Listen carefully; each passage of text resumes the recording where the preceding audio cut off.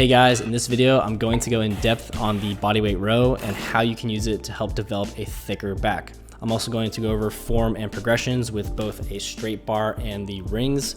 And I'm also going to go over how to choose the right intensity at your level in order to continue progressing and actually work towards developing a thicker mid-back. Now, the row hits a variety of muscles on our back, helping to grow and strengthen the muscles that surround our shoulder blades, some of which include the middle and lower traps, rhomboids, posterior delts, lats, and teres major, with the forearms and biceps playing a secondary role. So when it comes to getting the most out of rows for developing a thicker mid-back, it's not just about performing hard sets, but actually applying the position or intensity necessary at your level to achieve multiple controlled and full range of motion repetitions in a working set and progressing from there. This can really make a difference when you're looking to develop a thicker and stronger mid-back with bodyweight rows. It's super common to see people go directly under the bar or enter a position that they're just not ready for, and they lose the purpose of the exercise in itself: strong scapular retraction. They'll be pulling more from their arms, with the shoulders rounding forward or the hips dropping after a couple reps, leading to the target muscles having little to no involvement. You really want full control over the reps. Be able to concentrically pull fast or with control to the top and descend with a slower tempo.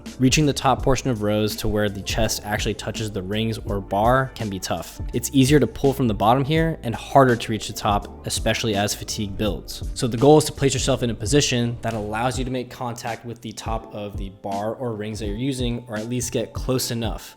Now, with each subsequent set and fatigue building in, you may notice the range dropping more and more and more. As long as it's not a really big difference, you should be good to go. But the goal at the end of the day is to make contact, to use a full range of motion to the top and come down slowly.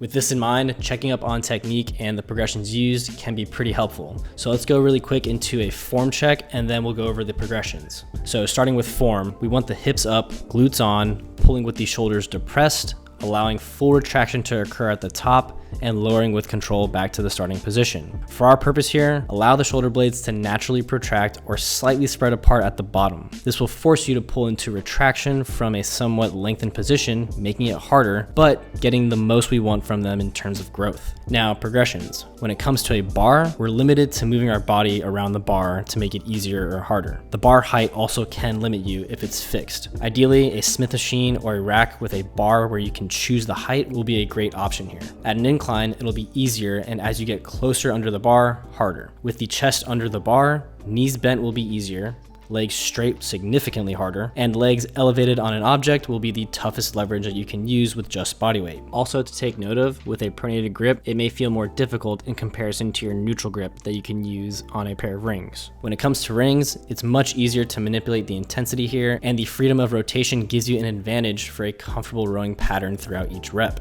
The further we are from the anchor point, the easier. The closer we are to the anchor point, the tougher it is. If you are able to work under the bar, knees bent will be easier, legs straight much harder, and legs elevated being the toughest position. So go with a pulling variation that feels best. You can go up neutral, come down pronated. You can come up neutral and come down neutral.